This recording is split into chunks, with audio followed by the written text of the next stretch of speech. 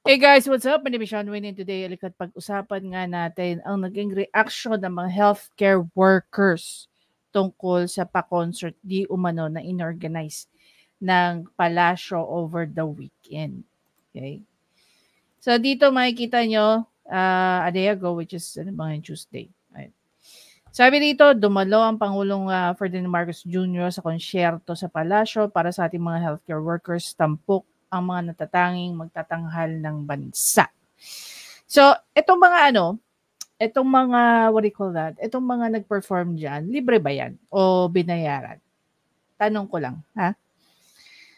Nakibahagi sa KSP ang tatlo sa mga kababayan natin nurse sa UK na sina Miss Louis Horn na tumanggap ng British Empire Medal noong 2023 at ang kauna-unahang Pilipinong nagdala ng lampara sa ika-58 Florence Nightingale Commemoration Service, maging si Siza Makatutay Maloch at Miss Charito Leonardo Romano na parehong tumanggap ng BEM noong 2021. Ipinakita rin sa konsyerto ang 83 na bagong Pilipinas Mobile Clinics na nag-umpisang bumiyahe sa iba't ibang probinsya sa simula Hulyo 2024. So basically, we don't know kung naging special guest lang ba to o ginawa ito because ito yung mga nurses natin na naandito sa Pilipinas. Ngayon, sino-sino ba ang mga healthcare workers? Okay? Siyempre mag-start yan sa every member na healthcare worker. Umpisa na dyan yung mga doktor, yung mga nurses, yung mga nasa lab like medtech, mga technicians, mga RT, and so on and so forth. Napakarami niyan, guys. No, hindi na natin isa-isahin. Pero gaano ba karami itong mga healthcare workers na ito na dumalo dyan sa pakonsyerto na yan? 'Di ba? Kasi sa totoo lang, guys, ang mga nagtatrabaho sa loob ng ospital, ako I'm coming from a point of view dahil na nakita ko personally, meron akong personal knowledge kung ano ba ang buhay ng isang healthcare worker. Mapa-doktor man yan, mapa-nurse man yan, mapa-technician man yan, lahat yan na-witness ko. 'Di ba? Kaya siguro isa sa mga bagay na hindi ko ginustong karirin is yung maging healthcare worker. Because in truth, hindi mo makukuha ang work-life balance dyan. Okay? Pag kinailangan ka ng during holidays, you have to report to work. Sa totoo lang, simula yata nag-practice yung isang kapatid ko. Never niya nang naranasan ang magpasko at magbagong taon. Kasi siya yung laging nakatayo sa ER. No, pag may nasasabugan, kaya siya yung number one, ayaw na ayaw niyang meron kaming mga motor. Kasi marami na siyang nakita, marami na siyang nahawakan pasyente, either nakasurvive or namatay because of vehicular accident through motorcycle. Diba? Ang tanong, sa sobrang busy ng buhay ng mga healthcare workers, sinong matutuwa dito sa pa-concert na to? Panoorin natin yung balita. Hindi pa pala ako nag-i-intro, guys.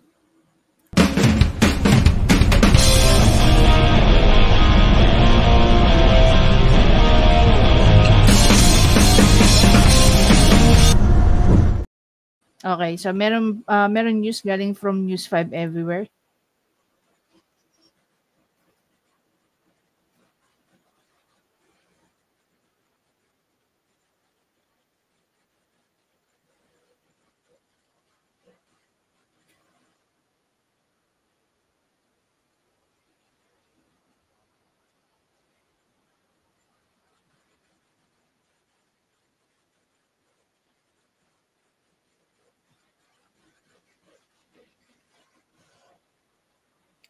Hindi nyo pala nakita, sorry. Ulitin natin. Grupo ang pagko-concert sa Malacanang para sa mga healthcare worker nitong weekend. Hindi raw kasi concert ang kailangan nila kundi mataas na sahod at dagdag na pasilidad. Nasa frontline ng balitang yan, si Brian Basa.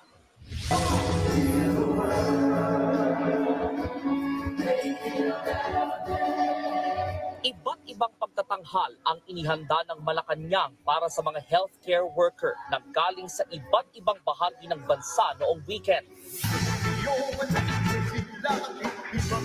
Tanong, Ito ba ang performance ni Martin Rivera dito ay libre? Kung hindi, magkano kaya ang binayaran ng gobyerno para lang kumanta siya dyan? Isa sa mga highlight ng gabi, ang performance ni Concert King Martin Rivera.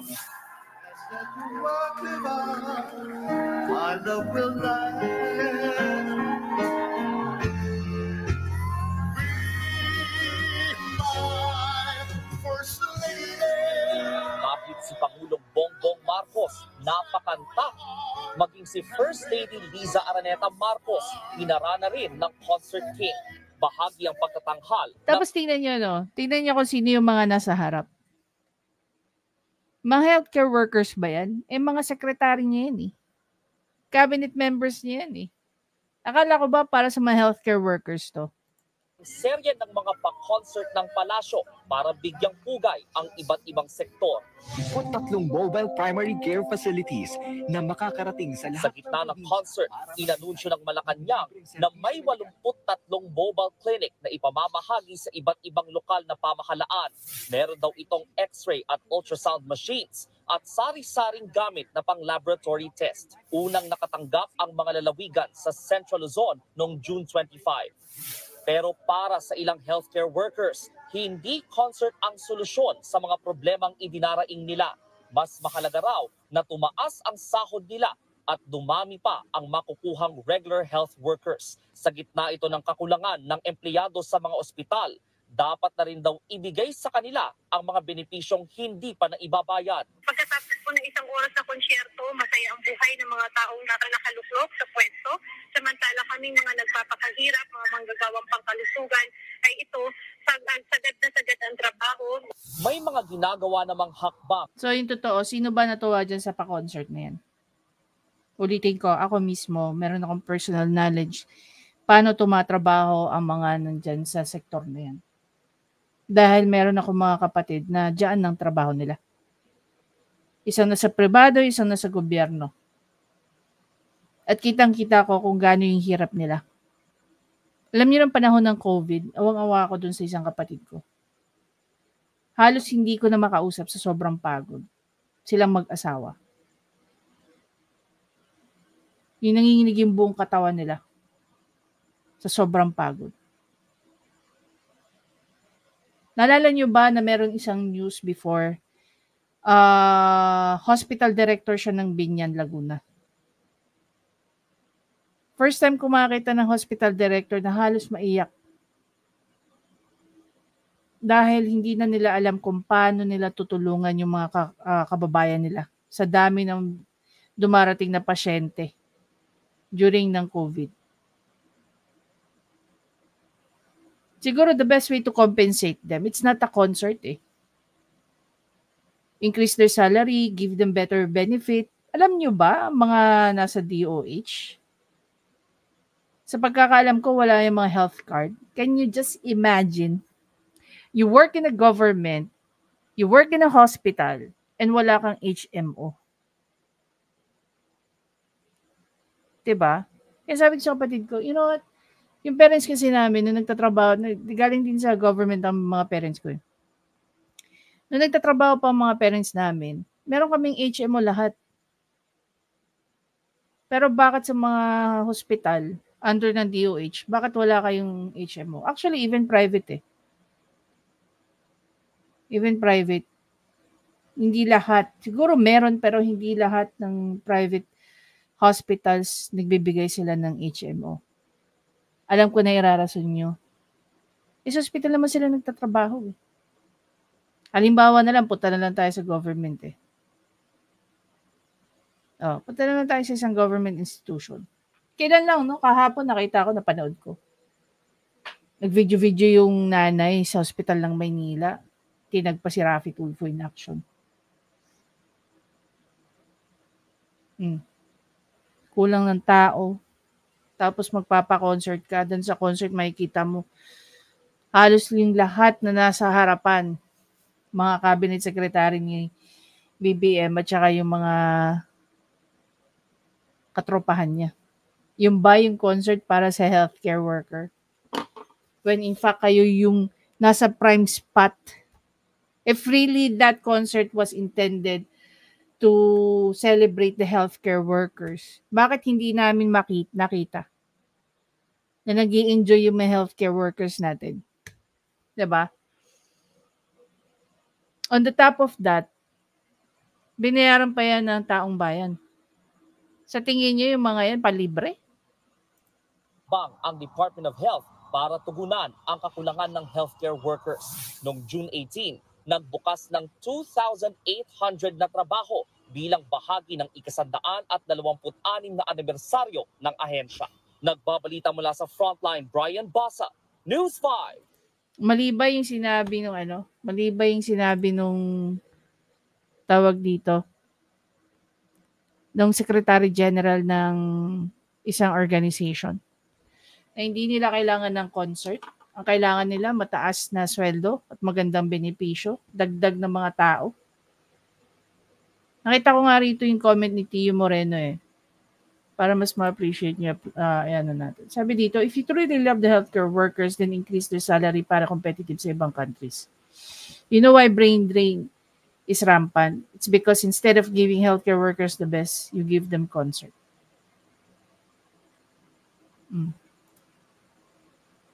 Diba? Nako, pag nakita to niyan, ni Sok Villegas, singkit ka ba? Nakita niyo ba yun?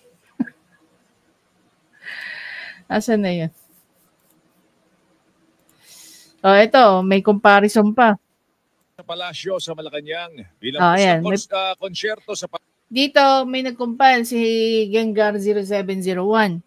Pinapakita niya rito na yung lifestyle, yung ginagawa ngayon ni BBM, gawain na ng mga Marcoses, even nung panahon ng tatay niya. Panoorin natin. Palasyo sa Malacanang bilang pagkilala po sa mga Pilipinong healthcare workers sa buong mundo. Isinagawa po ang aktibidad sa Kalayaan Grounds ng Malacanang.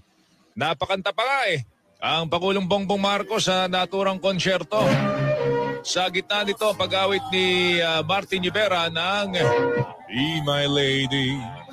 Ipinasa po nito ang mikropono sa Pangulo at game na game si Presidente inawit po yung chorus po ng kanta. Naghihiyawan tuloy yung audience. Kasama po si First Lady Lisa Araneta Marcos. Ang konsyerto sa palasyo ay sinagawa ng Office of the President na naglalayong ipagmalaki ang talento ni Presidente, ang talento ng mga Pilipinong healthcare worker sa buong mundo. Yan Ang pamilya Marcos noong panahon ng kanilang panunungkulan ay kilala sa mga magagarbong party na karaniwang ginagawa sa loob ng palasyo. Dinadaluhan ng mga may sinabi noong panahong iyon, mga maimpluwensya at nasa kapangyarihan. Isang magarbong birthday party ni Pangulong Marcos noong 1973 ang paksa ng report sa Washington ni nooy US Ambassador to Manila, William Sullivan. Kabilang ang report ni Sullivan sa mga confidential documents na isinapubliko ng grupong WikiLeaks. Ang paglalarawan ni Sullivan sa 2 araw na party na inorganisa ni dating First Lady Imelda Marcos, sobra-sobra, masyadong mahaba at aniyay hindi kaaya-aya. Halimbawa daw, lahat ng general daw ng Armed Forces of the Philippines, liban lang kay dating Pangulo at nooy hepe ng Philippine Constabulary na si Fidel Ramos, ay pinasama sa isang floor show at pinaparada habang nakasuot babae. Marami raw sa militar ang hindi natuwa dito, lalo na ang asawa ng mga general na pinagsuot babae. Tila nag-enjoy daw si Marcos at mukhang di niya napansin ang negatibong pagtanggap ng iba dito. Tanging ang mga anak daw ni Marcos ang tila nahiya sa nangyari. Pero sa isang text message sa GMA News, sinabi ni Senador Bongbong Marcos, wala siyang natatanda ang pinagsuot babae ang mga general sa isang party. Ang naaalala lang daw niya, isang birthday party ng ama kung saan nag-skit ang mga general ng nakakatawa. Pero si Senate President Juan Ponce Enrile may naaalala ring party noon kung saan pinagsuot babae ang mga Marcos generals. Sa kanyang autobiography, ikinuwento ni Enrile kung paano pinagsuot sina General Fabian Ver, ang Chief of Staff, mga hepe ng Army, Air Force, Navy, pati na si nooy Constabulary Chief Ramos ng grass skirt, high heels, bra at lipstick, saka sila pinagsayaw ng hula sa harap ng mga bisita. Tuwang-tuwa raw ang unang ginang noon pero tahimik lang daw na nakaupo ang mga diplomat at mga asawa nila. Pati na ang mga bisitang mga banker at businessman. Hiyang-hiya raw noon si Enrile dahil ginawang katatawanan ng mga Marcos ang mga top military official. Tandaan niyo ba ang video na to? Iyak ng iyak ang sundalo si Second Lieutenant Jerome Apuca na makaharap sa Pangulong Duterte nang bumisita ang Pangulo sa Luna. Sabi noon ni Presidente, iimbitahan niya ang mga ito sa isang salo-salo sa palasyo. Tinupad ng Pangulo ang kanyang pangako. Maraming salamat sir at nag-viral ako dahil sa Sa araw mismo ng mga bayani o National Heroes Day, nakipag-dinner ang Pangulo sa lampas 6 na pong sugatang mga sundalo sa Malacanang mismo. Kwento ni Jacoba sa Pangulo, malaking bagay raw ang pagbisita niya sa kanya at sa mga sugatang sundalo. 4 na buwan ako nakamukumuko lang dun sa kwarto ko. Pero gayon pa man, simula nung nagbisita dun si Presidente, talagang bagong lahat. Until the last drop of our blood, sir, pa, talagang makikipaglaban kami, sir, pa, sa under ng iyong pamumuno, sir. Ikaw, sir, yung bayani ng mga bayani. Ikaw yung bayani namin, sir. Ikaw lang yung, sir, yung presidente na nag-ikot sa lahat ng mga kampo, sir. Sabi pa ng isang sugatang sundalo rin, hindi raw niya akalaing mangyayari ito sa kanya. Minsan po, sa aming pangarap ay di sumagi. Sa isip kong magaganap. Pero ngayon, pinaganap na. Binigyan ng Pangulo si Jacoba at isa pang sundalo na nag-request ng laptop. Si Corporal Ralph Divino naman, pinalitan na ang regular na wheelchair ng isang electric wheelchair. Sa uli mo yan doon sa doktor mo, pangit yan. Ano to bang, tatakbo na o baka magkurintihan pa ang puwit niyan. Mas doble ang problema natin dito. Huwag daw mag-alala si Jacoba dahil pag-aaralin niya ito ng law. Pangako naman ng Pangulo sa mga sundalo, gawin lamang nila ang kanilang misyon sa bayan at bahala na ang pamahalaan sa kanilang pamilya. Go back and fight. But ang inyong problema is ang pamilya. So alam ko yan. May programa ako sa Disabuse Your Mind. Not to think of so much. There you go. So basically, you can see the big difference between the Marcos era now from the Marcos era noon. Actually, in terms of difference, wala. If really, ang intention ni BBM is to acknowledge yung malaking contribution ng mga healthcare workers natin. It could have been better kung in-invite niya yung mga yan. No? Nagpa-nominate siya kung sino yung pinakamagaling at pinakamasipag, yung sobrang dedicated sa kanilang trabaho. In-invite nila and have dinner with them. Mas personal yun eh. 'Di ba? Mas personal yun. Hindi mo kailangan gumastos, wala kang kailangan i-compel ng mga cabinet secretary mo, no? O dapat umattend kayo dahil ganito, ganyan. Mas nakita ko yung sincerity na ginawa ni PRRD. Okay. Kung yun yung ginawa ni BBM, then maybe, just maybe, ma-appreciate ko yung ginawa niyang pagbibigay pugay sa mga healthcare workers. 'Di ba? And gaya nga ng sinabi nung Secretary General, mas maganda na isa sa mga priority bill ni BBM is mapataas yung mga ang sweldo at benepisyo ng mga healthcare workers. If really meron siyang malasakit. Diba? We don't know, maybe nasa process na yung pagpapataas ng sweldo ng mga healthcare workers natin, but the benefits, imagine nyo guys, no? Maliit na yung sweldo ng isang healthcare worker. Wala ka pang HMO. May mga anak ka. Sa totoo lang, yung HMO na yan, no, coming from a private insurance, ang ganda sana. Ang ganda sana. Malaking bagay yan sa mga healthcare workers na may mga pamilya, may mga anak. Na pwede nilang dalhin yung mga anak nila sa mga private hospitals. Hindi dahil para pa-social or something. Kung alam niyo lang yung haba ng pila sa mga government hospitals para lang magpa-check up ka. Nag-duty ako sa ospital ng Maynila, nag-duty ako sa Fabella. Nakita ko po yung mahabang pila. Kami nga nung nasa ward ako, yung chart ng mga OBGYN, yung mga yung nagre-residente na OB-GYN, Halos hindi mo na makita yung mga pagmumukha nila eh. Sa dami ng chart na hinahawakan, tapos ilan lang sila, 2, 3. Tapos ang laki pa ng ward namin. Ilang pasyente yung tinitingnan nila. Diba?